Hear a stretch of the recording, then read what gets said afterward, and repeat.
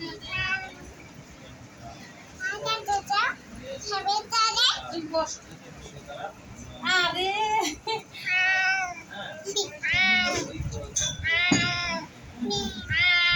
আমি মাগরিবের নামাজ পড়ে এখানে বসে কলা খেতে খেতে ওই যে ফোন টিপতেছি আসলে কি রে বলতাম যে নাস্তা ছাড়া কি হলো ওই যে ও নাস্তা টাস্তা সন্ধ্যা নাস্তা করায় তারপর যায়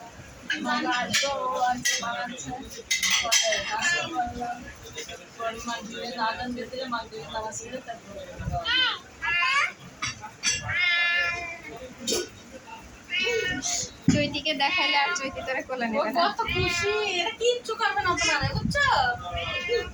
এই যে কিচ্ছু করবে না এটা, ও মজা পাইতেছে।